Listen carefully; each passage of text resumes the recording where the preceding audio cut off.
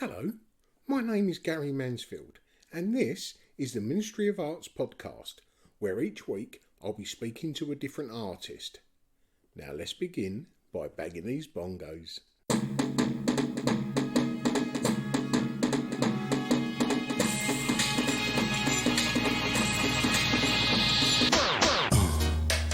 Yeah, right. Crazy. Hello, and welcome to episode 250 of the Ministry of Arts podcast. 250, that's not a bad old milestone to reach, is it? If you wasn't aware, there was a programme on Radio 4 about me this week called Behind the Crime, and the hosts were two forensic psychologists. They focus on two elements of an offender's life: how they entered the world of crime and obviously how they exited it. It really was a lot deeper than any other interview I've taken part in, that's for sure. So yeah, that's Behind the Crime on BBC Radio 4. You can get it on iPlayer, and there is a link in the Linktree drop down box on my Instagram profile, which is Mizog Art. But back to this week's episode. Today I'm going to be introducing you to Clarke Reynolds. I first met Clarke around about January 2023 at the Qantas Gallery, which has now merged with its sister gallery, the Grove Gallery. But James Ryan, its founder, gave Clarke his first break and he's been supporting him ever since. Clarke is a blind artist and creates artwork using Braille. I've seen Braille all of my life, but never really understood how it worked. And when I met Clarke last year, he explained to me how Braille works, which turned out to be the opposite to how I thought it did. In this episode, he speaks about the support he's got from Grove Gallery. He speaks of his first international exhibition in America and his love of Lego. And as you'll hear in this episode, he's really thankful for the opportunities that have come his way and really excited for those that are in the pipeline. And while you're listening to Clarke's story, why not go over to his Instagram profile and have a look at his work while you're listening? It's Clarke Reynolds Official. So please, come with me and meet the man himself, Clarke Reynolds. Hiya Clarke, you okay? Not too bad, mate. The walls behind you tell me you're a bit of a collector. Yes, Lego. Yes, that's my other vice. I do. I have about 50 models still to build, just have run out of space, to be fair. Oh, that's ironic, isn't it? Lego being embossed at the top, so it's almost little blocks of Braille, isn't it? It is. And the bigger models, my partner order describes it, so we have a great language wow. between them. Yeah, how we build them. Yeah. But I tell you, the hardest one was the Vincent van Gogh, The Starry Night, because there were so many different colour blues, and I can't see blue very well. And we were trying to create names for all these different colour blues. You got a few. How many do you reckon you've got there? So all the brickheads, I'm only missing 2 brickheads. If I spin you around, ready? Wow. I've never seen so much, and I've been to Legoland with the kids. So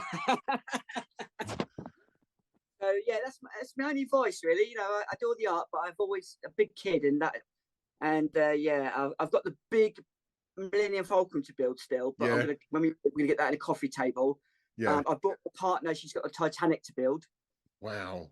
How big's the Titanic? It's about a metre and 110 centimetres long. Wow. by about 20 centimetres across. Yeah. You have to get a bigger house soon. I know. But how are you today, mate? Anyway, you good? Mate, yeah, really good, because this morning the BBC Breakfast thing report launched came on today from when I was up in York. Yeah. And we had a random email from someone saying amazing things. So that's the power of art, and that's the power of being seen, I think. Yeah. You're on the telly a fair bit lately, aren't you? Try to be, yeah. I think we're getting sick of the sight of you. Well, what it is though, it's you have artists. You have lots of blind influencers, like you have Lucy Edwards. I don't think they can actually engage with a crowd more than an artist can, you know. But as an artist, because of that elitism in the art world that's always existed, it feels like you can't be a celebrity as an artist because of the elitism around art, if that makes sense. Yeah. And I want to change that narrative just because I'm making a difference. It's not because, I want the fame. Literally, every time I'm on TV, I get a random email or phone call from someone around the country saying, "You've really inspired me." And that's Brilliant. that's really important in this day and age. Well, this is going to be audio, obviously, Clarke, Of because course, it's mate. a podcast. So Yes. people may have picked up on what we're talking about. I'll go Yeah, straight to the first question, Clarke, which do that. is, how would you explain what you do to someone that doesn't know your work? Well, it's kind of like 3D pointillism. Now, pointillism has been around for quite a while, build up of dots upon dots and it creates an image. I mean, everyone's probably seen a pixelated image in their life, those funny images. What can Yeah. you see if you squint your eyes? And it's kind of like that, but I use Braille. So it is a pixelated image. But the beauty of my artwork is it tells a story and you can physically touch it. So as a visual perspective, it literally is 1,000 dots. It creates an image. It could be colorful. It could be like the new series, which is Pac-Man or Space Invaders. But when you get up close, obviously the image kind of just goes into dots because the further away you see these dot images, the clearer it becomes. But then you can touch it. And then if you know Braille, you can read the story. Yeah. So the idea is, for mine, it's about giving power back to a blind person in a visual environment. So you need a blind friend to come along to when you see my art, right? So they can read it because you only see the tip of the iceberg, where a blind person will know the whole story. And I like that. Well, I've seen a lot of your work. So with your paintings, and it's mainly paintings that you do, isn't it? Yes, yeah. So I obviously use wood. So it's a very durable thing. But yeah, there's big signs in my exhibitions. No matter what the price of the artwork is, you must touch the art. Yeah. It's part of the story. Yeah. And it also teaches people how to read Braille because, I mean, I'm in my mid-50s and I always presumed the embossed bits that you're touching that is the letter, but you told me that it was the bits that are missing that inform you on Yes. what the letter is.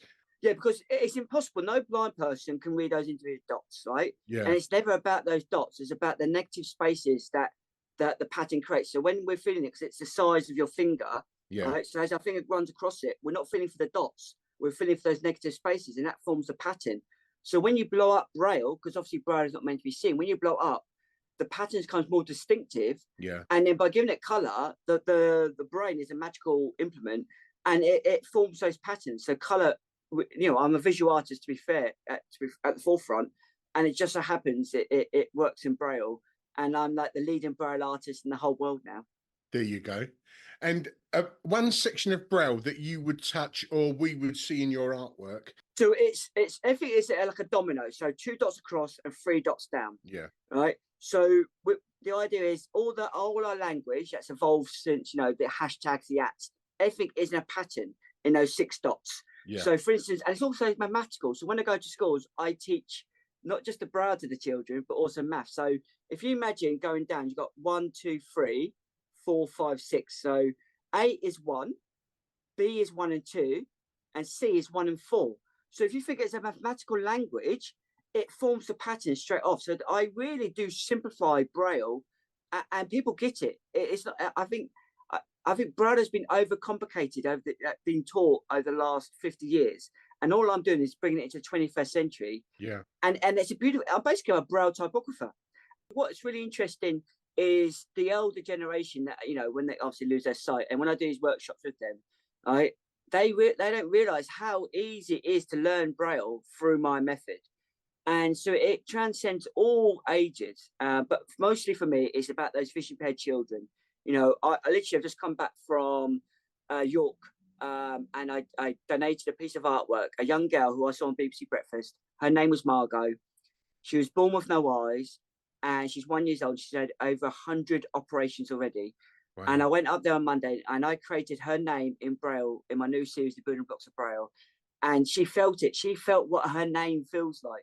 Brilliant. And for me, that's the key. If you get those children to learn Braille at such an early age through play, then it becomes a norm. It's like riding a bike. No matter how you go through life, if the dots are getting smaller, because you've got pattern recognition, Yeah. you just pick it up instantly. So that's what my aim is, to bring Braille to the children through art.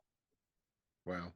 And it must be such a hard thing for someone that has had sight and then lose it, you know, for whatever reason, to then have to, you've got to learn how to see again, but with touch, haven't you, you know?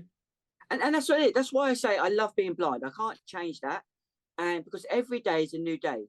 You know, today's a very bright, sunny day outside. I mean, you know, everyone loves the sun, but for me, the sun is the worst thing, because I'm like really light sensitive. So when I go outside, the light will hit my eyes, and because it's the cones and the rods at the back of the eyes that are deteriorating, they can't take that light in and transform it into image. So my eyes Yeah. just go black. And you know, dappled light is the worst thing for me. So when you go under trees or through a fence, you get that dappled light. My eyes can't adjust quick enough, so it really does burn the back of my eyes, and it's painful. And people don't understand that. People, because I don't look blind, I don't have an eye that wanders off. I don't have the white gammy eye. Yeah. I look like, I feel like I'm looking underwater. That's how I see. Oh, got you. Right. And sometimes you'll see a bit of a detail, a bit of color, you know, and ironically, I work in color, but I don't see color how I used to. So I am literally creating new memories of how I perceive color now, which I love it. I love the learning. Every day is a new day for me. Yeah. At what age did your eyesight start to So deteriorate? I'm 43 now, and I remember like it was yesterday. So I was age 4. Oh, and wow, that long ago. Yeah, so age 4, and I lost my sight in my right eye from the age of 4 to 6. I was going to the hospital every 4 weeks. I had the patches, I had the drops. They call it a lazy eye back then, because what they do is they cover up the good eye to strengthen the bad eye. So imagine I'm going to class and I'm blurry all the time. So back at the class, I used to just play with Play-Doh or blocks. So maybe my artistic kind of influence came back from then. So, you know, back in the 80s, sight loss wasn't talked about, you know, so I've gone through life, you know, bumped into door frames because of the depth perception. I've always wanted to be an artist from the age of 6. My school took me to a gallery called Aspects, and I knew then going into that building, I wanted to be an artist. Unfortunately, in my teens, I had bad kidneys, so I left school at 14. Got back into education at 18, got my diploma, got my MVQ, got my degree in model making. Couldn't get a job because, you know, financial crisis in the early 2000s. Finally, you know, stacked shares for 10 years. Then finally, I get a job with my degree. I became a dental model maker. And I loved it. It was really interesting, you know. And then 2 years into the job, I noticed a dark shadow in my left eye. Oh, wow. And I thought I needed stronger glasses. So I went to the opticians. They sent me to the hospital. 4 consultants looked at my eye, sat me down, and they said, "Do you drive?" And I said, "Yes." And they said, "Hand your license over, you're going blind." And that's how you're told. Wow. That is how you're told as an adult that you're losing your sight. It's literally ripping off a band-aid. And that was coming up to 11 That's awful, years. isn't it? It is. And you'd think as a creative, it could be the worst thing that's happened to me. As an artist, you know, but I've never felt depressed or down because I see with my brain. We don't see with our eyes, we see with our brain. So being an artist has really helped me deal with sight loss. You know, there's a couple of things I miss. I physically miss opening a book and reading. I think we take that for granted. Physically opening a book and absorbing yourself in a book. We've got audio for that, but it's not the same. No. I miss driving because of the independence. And the biggest thing that I'll miss my daughter growing up, because all I remember of her is as a 6-year-old, because that's kind of like when I had most sight. So she's 10 now. So I would never see her grow into a fully grown woman. You know, if she ever get married, kind of going down the aisle, I will miss those memories. If you know, so that's the biggest thing that I'll miss. Have you got any vision at all, or is it just? So I actually am tilting my neck to, I don't know what the degrees is, but I do tilt my neck because I do want eye contact. We're very social beings. It feels like I'm being rude. So I can see you on screen, but I can't see you. I can just make out a little bit of your ear, right? But if I go straight, right, and look like this, I can't see you at all. Oh, it's funny, isn't it? I've got up in the far corner. It's almost like a triangle in the top far corner. That's why I tilt my neck. Wow. It's the hardest thing to ignore someone. I know it sounds weird, but to physically not have eye contact. So I really do tilt my neck because I feel I still want that eye contact, even though I don't see you fully. But I've got like, ironically, that 5 degrees left, which is up in the far corner. Yeah. Well, it's funny how the eye contact when you're speaking with someone is so crucial. You don't really realise how important it is. But yeah, we are social beings. I mean, I've been speaking to my friends who have this condition where your eyes deteriorate over time, right? And it's similar to RP, retinitis pigmentosa. And I was challenging him. I said, when was the point that you completely ignored people? You know what I mean? It's physically, like, Yeah, yeah. enough's enough. Like, just turn, you know, I can't see you. I might as well just, not know you. And he said he couldn't remember. So I'm gonna keep doing it until I feel like that enough's enough, and then I have to like I can't tilt my neck anymore, right? Yeah. I don't want to break my neck, so and then that'll be it. But until that time comes, I'll suffer for my social being. Of course, of course.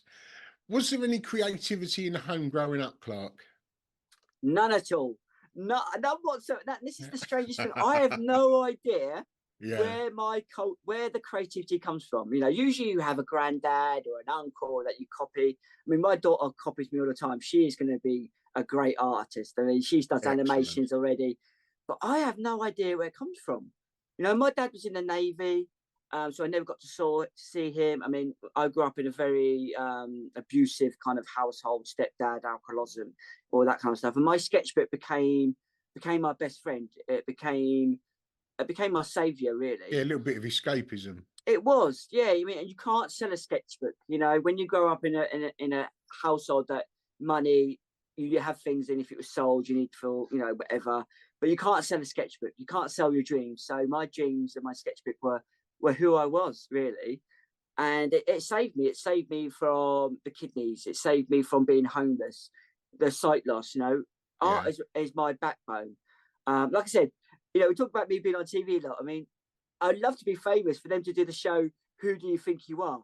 To find out where, if it skipped a couple of generations, if there is an artist or creative in my family genes somewhere. Yeah. Brilliant. And where was home growing up? Home was Portsmouth, in I a thought you council said flat. yeah. Yeah, proper council flat. My dad was in the Navy, so I was born in Plymouth, but I was only there for 3 months. Then we moved to Scotland in Edinburgh because he was a submariner, and we was there for 2 years. Wow. Then to Gosport. So Gosport, we had an amazing garden. The house is amazing because obviously it's a Navy house. And then my dad got injured in the Falklands War. Oh, wow, yeah. He broke his back. A death charge went. He was in a submarine, and it shook him, and he broke his back on one of the implements. So he was in a full body cast. And I know I don't think we should say this, but you can put it on. I don't know. But the idea is the Navy ruined my life because there was no support. So my dad, left Navy injured. They said, oh, we had to be out of the house. They said, oh, we'll help you. Don't worry. We'll put you in a suitable accommodation.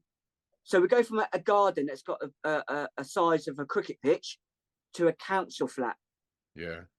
To, you know what I mean? For a young kid at 4 years old, my mum and dad split up, it changed my life. It really did. Yeah. And is he still with us, your dad?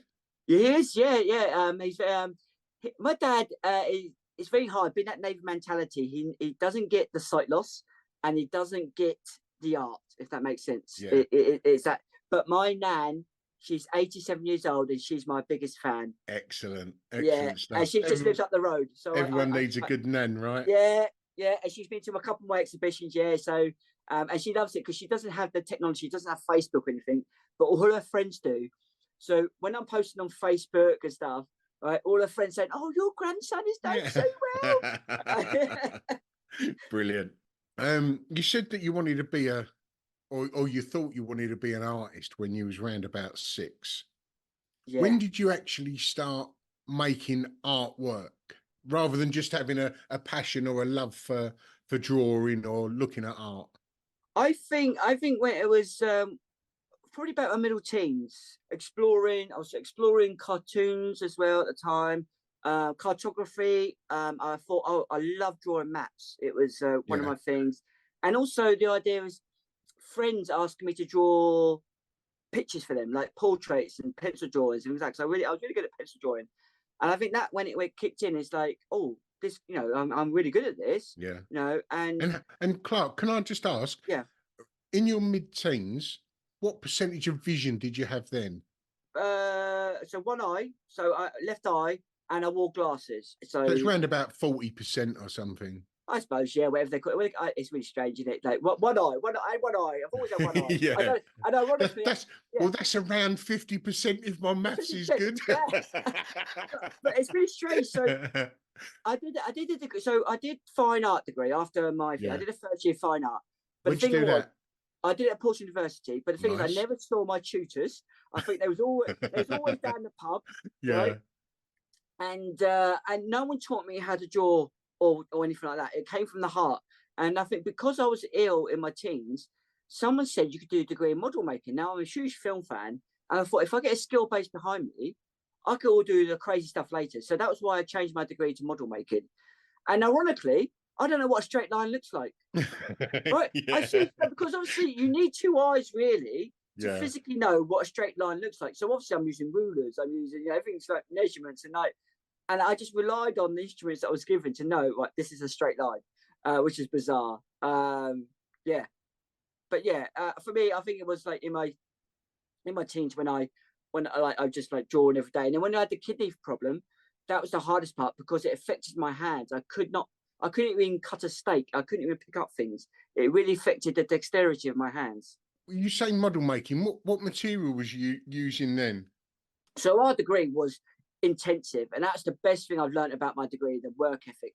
I mean, we were doing product design, special effects, museum models. We did architectural models. We did the whole lot, and it was really quick. It was like in a 4-week period, you'd have to design, make, and then conclude all in 4 weeks. So it was really, I was working from 7 in the morning till 5 in the evening at university. Wow. And then because I didn't have a rich mummy and daddy to get me through university, I was then working at Pizza Hut from 6 in the evening till 1 o'clock in the morning. So that was what I was doing that for 4 years. Good on you. And did you get sick of the sight of pizza? No, because it was free. It was free. I mean, I was there you go. I was living above Pizza Hut as well. That was my student digs was above Pizza Hut, so I didn't have to crawl out of bed much to get down. And we created our own pizzas, and so I lived off pizzas, chicken nuggets, nachos for 4 years. Yeah, brilliant. So, when you started creating your own work, at what point did you go over to the work that you're creating at the minute, the brow art? Yeah, so when I lost my sight 10 years ago, first thing I did, I thought, how can I be an artist, right? If you can't see, how can you do it? So I was exploring wool and textiles and sound and language, how a sound relates to a touch. It was really interesting. And I've always used dots in my artwork right through my life because I said I always said it looked like 1,000 dots. So pointing was a big part of my life growing up. And someone gave me a Perkins typewriter around about just over 4 years ago now. Now, Perkins typewriter, for the viewers that are listening, it's a machine based from the 1950s, and the design has not changed. You can Google it, and it's like an iron lump, and all it got is 6 keys because that's all you need. Yeah, of course. Right? And it's like playing a musical instrument because you're playing chords, right? So as you're playing, A is 1, B is the 2. So you literally play musical chords. Yeah. Wow. And then I did a piece because I love the patterns. I picked it up really quick. I learned Braille in 3 weeks, so I saw it as a pattern, not as a letter. And I did a piece using buttons. So I did the A to Z in buttons because obviously I wanted to make it bigger, and I called it my Rosetta Stone. Of course. And I took it to someone who could actually read Braille, and they read it. It was A to Z, and that was it. That was a light bulb moment for me. It was like, wow, why is this not an art form? And it went off from there, really. And that piece, 3 years ago, went off to Rome for Rome Art Week. So I'm really proud of that piece. Excellent stuff. Is it harder to read Braille the size that you do, which is pretty much the size of the palm of your hand, isn't it? So this is an interesting concept because obviously the idea was to make Braille seen, and it's not meant to be seen. And I was worried when I do the artwork, can it be read by a pure Braillist? Now, I did an exhibition at University of Edinburgh, my first one called Decoding Braille, Decoding Me. And you had 26 canvases. Each canvas was in my Decoding Braille language. And I invited a blind friend. She came all the way down from London, and she came. and she brought her daughter. Now, she reads it. She reads Braille. She's a proper Brailleist, right? Yeah. And it took her about 5 minutes to understand my Braille, so the whole hand thing. Yeah. Yeah. And what was really interesting was her daughter was decoding it through my key because it was color coded Braille. Excellent. Her mum was decoding it through touch. Yeah. And they were physically having a competition to decode decode all the artwork at the same. They were there for 3 hours decoding all 26 pieces, and Excellent. that really warmed my heart. That you could engage with the art the same but differently. That was beautiful. So it may be a bit complicated for the listener to visualize the artwork that you create, and you do various different types. Some, there might be an image of the Queen, for instance, that was at the Affordable Art Fair last year. We talked about that decoding Braille, decoding me. So the first thing was about how do I make Braille visual, right? Because obviously when I blew it up beforehand, right, you had a dot, a gap, a dot, a gap, and it was never about those gaps in between the dots, because as a visual, it was too much dots. Yeah. It didn't make the it is for us. It is like a lump of Lego on its side facing us, isn't it? That's with it. One of the 6 dots or an amount of the 6 dots missing. That's it. Visualize that for us, please. Visualize that. So imagine then I've given each letter of the alphabet, I've given a color, right? And what I've done is I looked at the commonality of letters appearing in words and used color theory, right? So the idea is that you start seeing patterns through color. Now, because there's so many dots, right, and then Braille is not meant to be seen, by giving it color, you can distinguish the letters through touch as well as visual. So, for instance, E is orange. Yeah. Now, E is a diagonal. So E, if you're doing the mathematics, E is 1 and 5. So it forms a diagonal line. Yeah. Now, for my E is orange, because E is the most letter we use in vocabulary.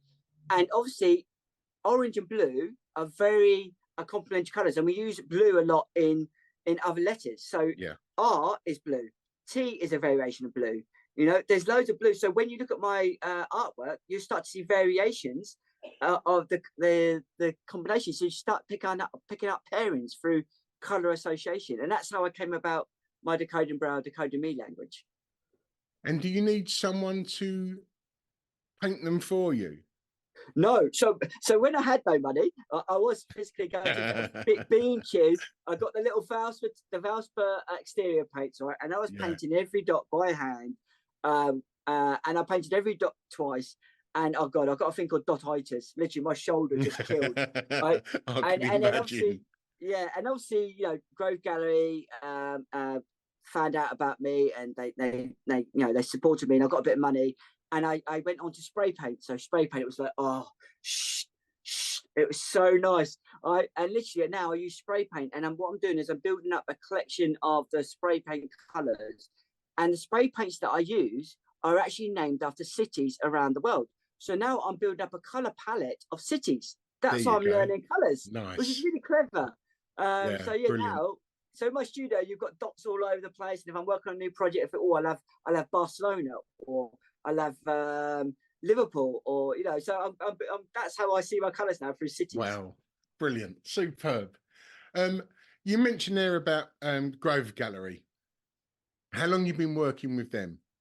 So it all came about. I did a charity event called at Vision Foundation. I did their tableware for an auction. It was their centenary event, and it raised £3,000 for the charity. And it just so happened at that gala was James. James was sitting there, and obviously heard about me. A couple months later, got a Zoom chat with James. It was great. We got chatting about the art, chatting what we're doing now. And he said, what do you need to come off benefits? Because that's the hardest part.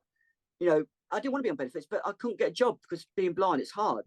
I told him, I said, you know, I just need to come off benefits to have a purposeful life for my family. And he gave me a retainer. He said, right, well, this is what we do. Give me a retainer. So he gave me a retainer, which started in January of 2023.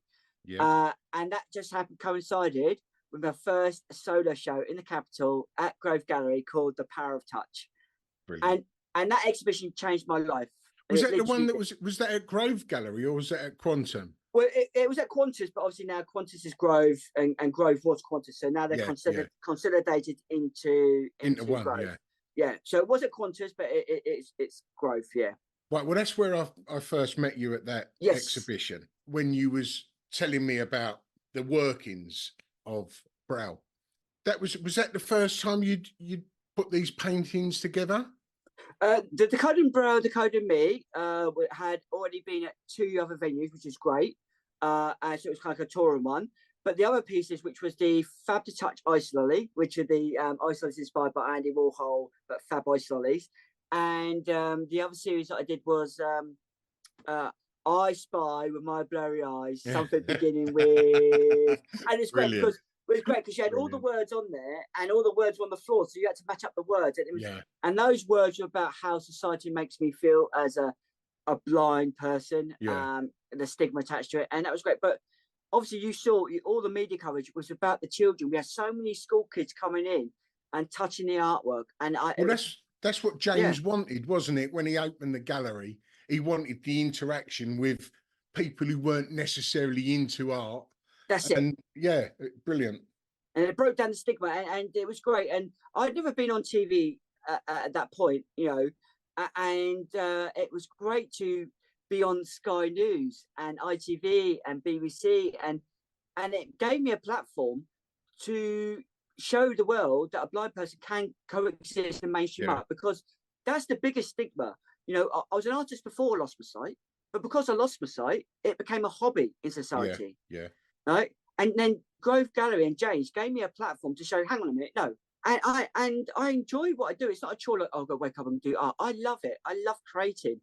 And then, the artwork is sold.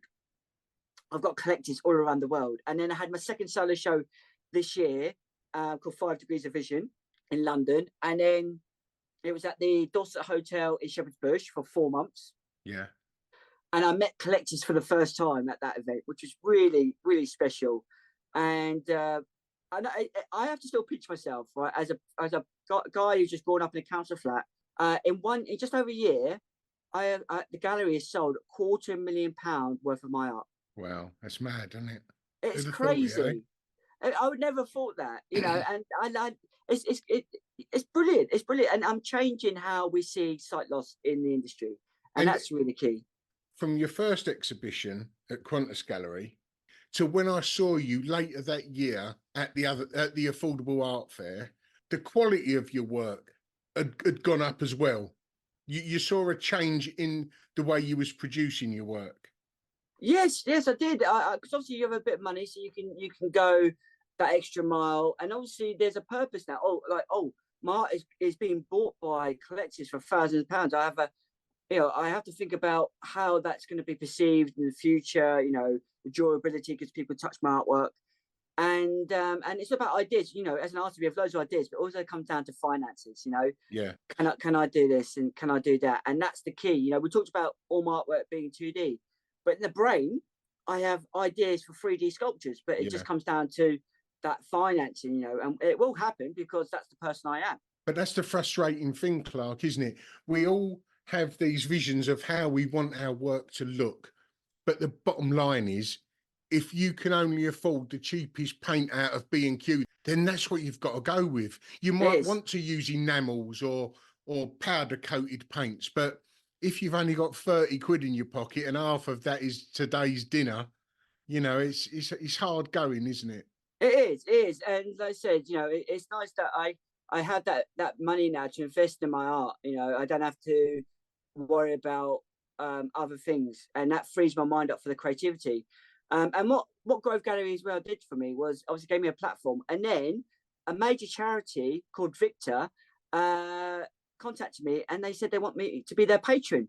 So Victor is the visually impaired children and young adults charity. Brilliant. And now I'm their patron, and now I have a responsibility, it feels like, to highlight that charity. Good. And that's, again, who would have thought that from a guy growing up in a council flat? Who would have thought that would happen to me? Excellent. And that's the power of art, isn't it? It's good stuff, isn't it? Which piece that you've created, Clarke, has got the strongest emotional connection? To you or others? Well, I think there's a piece I did for an exhibition at a contemporary gallery called Aspects. You know that gallery I said that I went to at 6 years old? Yeah. I had my first contemporary exhibition 2 years ago Excellent. at Excellent. Aspects. And now I'm also a trustee at Aspects. So I've recently Wow. come full circle. Yeah. And the exhibition was called Journey by Dots. So this conversation we're having right now, I literally put in to the dots. And what I did was I knew the gallery.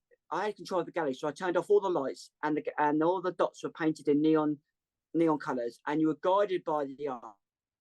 Excellent. And there's a piece there called, and it was a Braille light box. It was like first ever. So it's basically a board with thousands of dots cut into it. It's like Braille inverted, and then there's these lights, neon lights shining through. And it was about how art is my light as my world is getting darker. And that's my phrase. And that's what told, how art saved my life. So that's my most important piece, because that phrase means something so much to me, and I use it a lot. Yeah. Nice. And there's a question I ask each artist, Clarke, which is, if there was you and 5 other artists, past and present, what would your ideal group show be? Well, I do want to exhibit alongside Damien Hirst, right? Because of his amazing dots. Of course. And I want that juxtaposition. I want that moment. So I want the idea that people don't know that who Damien Hirst has collaborated with, if that makes sense. And then he says, "Oh, that stuff over there was created by Clarke Reynolds, the blind artist." There you go. And they go, "What? Blind artist?" So it's him. And obviously, if we're going back in time, it would have to be Seurat, the king of pointillism. Yeah. So those two people. And then if we could get the Japanese woman, is it Kushiyama? The dot. She's 95 years old now. So it'd be me, Damien Hirst, Suru, and Kushiyama. Yeah. There you go. That'll do, wouldn't it? I mean, Monet made his best paintings when he was nigh on blind, didn't he? And that's the key, isn't it? Weird. We talk about the stigma attached to sight loss in the art industry now, but back then, Monet obviously had macular degeneration. They say that Turner was colorblind. That Van Gogh was colorblind. So these artists do have, issues, but there's no stigma attached to them. And yet now there's stigma attached to artists with issues now. Isn't that strange? And we, of course, had Lionel Richie's clay sculpture of himself back in the 80s. well, and again, that's the myth. You've literally tied it up for a great response, right? That is a myth, right? People say when you lose your sight, you become superhuman, right? I touch, hearing. It's not the case, right? Those sounds are always around you, right? And there's no way me touching your face, right, will let me know what you look like, right? It's a myth. It's a myth completely, right? So let's dispel that. Yeah. There you go. But it's good to dispel myths, right? Yes. And Clarke, if you wasn't an artist, what do you think you'd like to be? I still think I'll be in the creative industry, and going blind now. I love when I go into new buildings. I love to feel how that building makes me feel, like the ergonomics, like the staircase or the flooring. That's my first thought of buildings now. So I would love to be an architect. Brilliant. I think I think it's a great way how we navigate spaces through a vision impaired person will be a great job. Yeah. And what type of things would that include? I just think a staircase. I know it sounds weird, but we're talking about staircases. Right, at the feel of a staircase, the handrail. I think those little things, door handles, especially signage. There should be always Braille signage on a toilet by the handle and not up by the top of the door where hospitals put it, which I don't understand. Don't get me started on that one. So that kind of, and also the feel of how you're moving around, the textures of the flooring, especially in an office block or even a hospital. If you design a new building, I always find as well hospital buildings. Do you know where they always put the eyesight clinic? Go on. At the back of the hospital, which is hard to navigate. Right? So, and they don't. I know you're in like you're not. I could hear the frustration in your voice then. I know.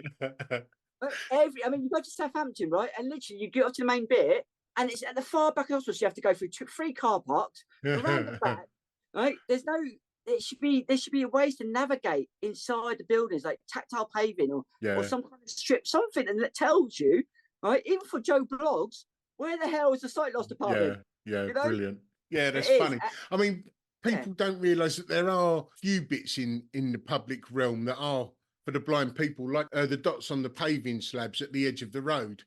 And yeah, so they were designed in Japan in the 1950s, and Japan is one of the best countries in the world for using Braille as well. Oh, is it? Well, and I presume everyone's Braille is different, or is it the same? Yes, what a great question to lead into from that. So I've not found any Arabic or Cyrillic Braille, and I think it's the way you say it in English and then you Google Translate that you translate it.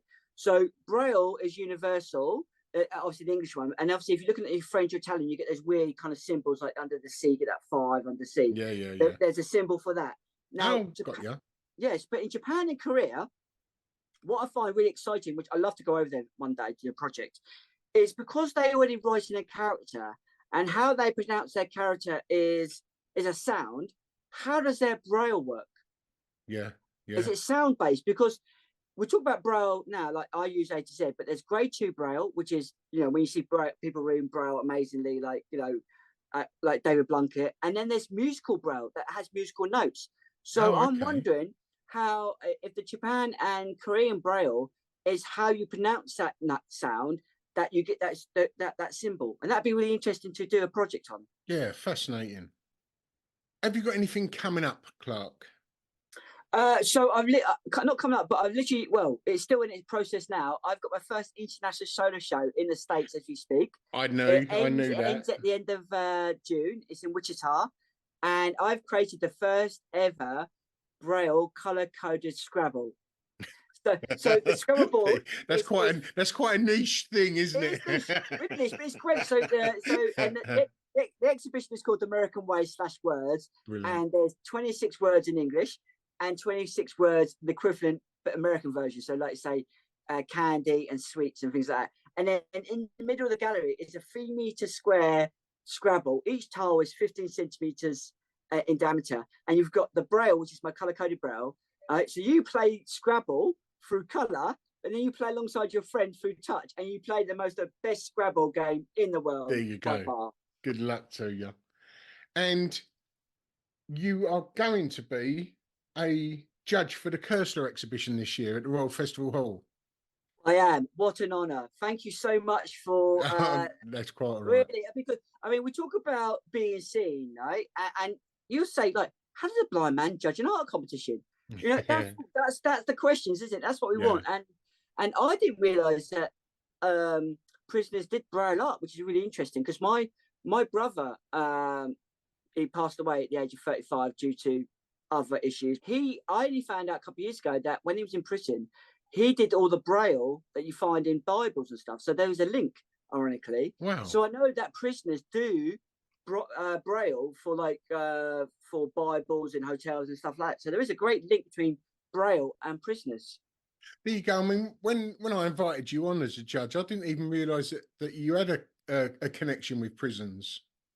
Yeah. My brother was, like, say, when you're growing up in that environment, you can either go 2 ways, Yeah, of course. And unfortunately, he chose the other way, and he died in a street corner at the age of 35 in Newquay. But he was in and out of jail. I think ironically, he liked the stability of jail. Because when he came out, there's a structure there, Clarke. As odd as it seems, people can survive in there with the structure. Out here, there's too much freedom, too many decisions. Yes, and he was one of those persons. So I think the real life affected him, and it was too much. And my uncle, Uncle Speedy, as we used to call him, that's his nickname. But he is he's probably semi-retired now, but he's a prison guard in Parkhurst Prison on the Isle of Wight. Oh, there you go. He used to tell me that all the stories, because obviously he was working with the big criminals, the murderers and the rapists, and so there's another link right there as well. There you go. So you've got more of a link than most people have ever judged anyway. As I say, so I'm excited about that. As I say, I don't know how much is there, how much Braille gets entered each year, but it'll be a good experience for you anyway, won't it? And another door to enter. That's it. And what else have you got coming up, Clarke? Have you got anything in the pipeline? Well, I've just finished off the guide dog sculpture, which was in London for Canary Wharf. Yeah, I saw that. That's been auctioned off at the Saatchi Gallery on the 5th of June for guide dogs, which is amazing. Obviously, I'm going to another. I do a lot of schools, so I'm going to another school next week in London to teach Braille. A school in Woolwich. That's my favourite thing to do. Go to schools and teach Braille. And then I'm working on a new series called Pop Icons. As EYE. Yeah, kind of like, again, the Andy Warhol kind of taking an image, pixelating it, and then putting it back together in Braille. So I'm working on a series of those, and I'm really excited to see how that plays out. Excellent. I'm doing the whole school, and what they're doing is they're actually building cubes, as you would a child, like out of cardboard. So it comes 6-sided, and on the 6 sides, they'll put the Braille. Got ya. Yeah. So I've just finished the first ever Braille word search at Durham Oriental Museum, which is amazing. Stuff. I'm doing another one at a school in Priory, which is up the road from me. The whole school are making those cubes. And then I'm doing another Braille word search at the Mary Rose Museum in October for World Sight Loss Day. Wow. You're definitely keeping yourself active, aren't you? I love it. Every day is is a new. I love it. It's just I'm 43. I feel like I'm 20, but my knees tell me I'm older. Excellent stuff. And for anyone who wants to see your work, Clarke, how can they find it, be it website or social media? So social media is Clarke Reynolds Official. So Clarke with an E on the end, Reynolds REYNOLDS, and then official. And then my Instagram is a storytelling. So it's not like, I frame it, I take a photo kind of thing. I just want people to be on a journey with me. So it's very storytelling-esque, is it? And then Grove Gallery, it's Clarke Reynolds Art. And then you can go and purchase my art on that one. And then I have an own website, which is about storytelling again. So it's just seeing without seeing at Yahoo, at seeingwithoutseeing.com.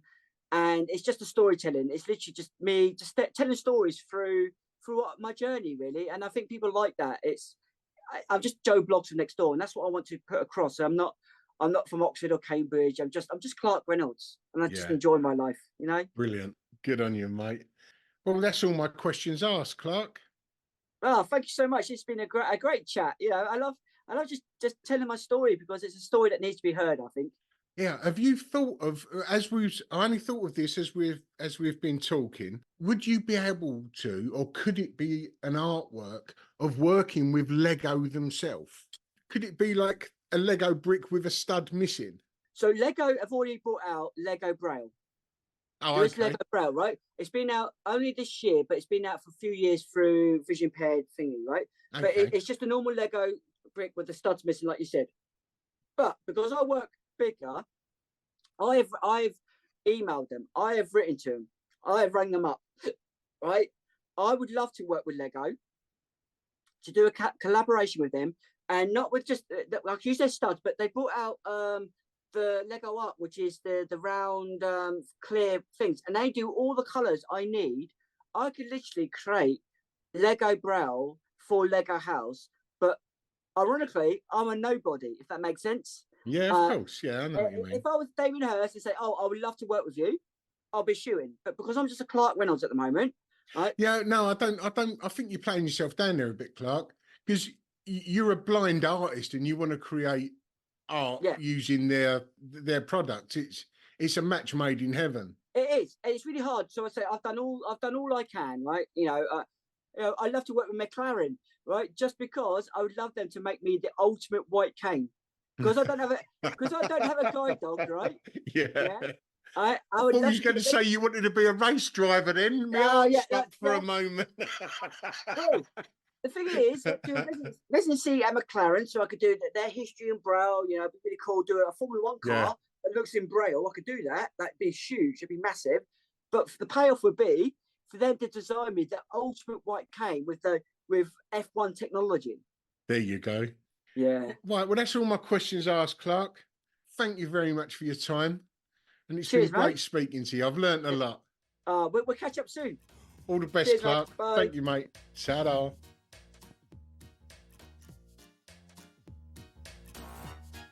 Well, I hope you enjoyed that episode of the Ministry of Arts podcast. It's a podcast that's produced with the help of the listener. And if you like what you've heard and you think you might be able to give a little support, there's 2 ways in which you can do it. If you go over to the Ministry of Arts Instagram profile, you'll find a Linktree drop-down box. And in that box, you'll find 2 links. One is called Buy Us a Coffee, and it's pretty much that. You can make a one-off payment, the price of a cup of coffee. Or, if you're able and want to do it more long-term, you can become a Ministry of Arts Patreon, where you can sign up to support us on a monthly basis. And 100% of your support goes back into the podcast. And if you're not able to do that, that's absolutely fine. This content is free for everyone. But we would urge you to follow us on your socials and show us a bit of love that way. Either way, thanks for listening and see you next time. Ta-da.